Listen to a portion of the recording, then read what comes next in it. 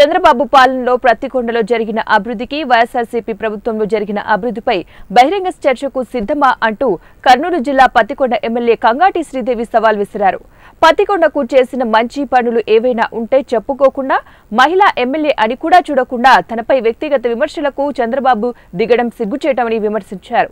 పత్తికొండ మండలంలో 4వ విడత వైఎస్ఆర్ చేయూత కింద 4150 మంది మహిళలకు 7.8 కోట్ల రూపాయల పంపిణీ కార్యక్రమంలో ఎమ్మెల్యే పాల్గొన్నారు. మహిళలకు నమూనా చెక్ అందించిన అనంతరం సీఎం జగన్ చిత్రపటానికి ఎమ్మెల్యే శ్రీదేవి మహిళలతో కలిసి పాలాభిషేకం చేశారు. రాబోయే ఎన్నికల్లో మహిళల ఓట్ల సునామీలో తెలుగుదేశం కూటమి కొట్టుకుపోవడం ఖాయమని ఈ సందర్భంగా ఏర్పాటు చేసిన సమావేశంలో ఎమ్మెల్యే శ్రీదేవి తెలిపారు.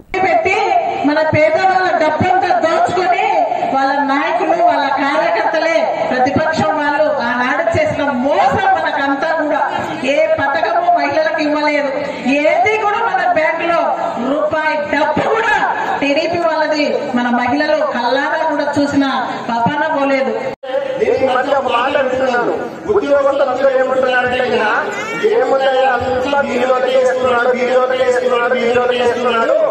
మనలాంటి వాళ్ళకి ఏముంది ఏం చేయాలని చెప్తున్నారు.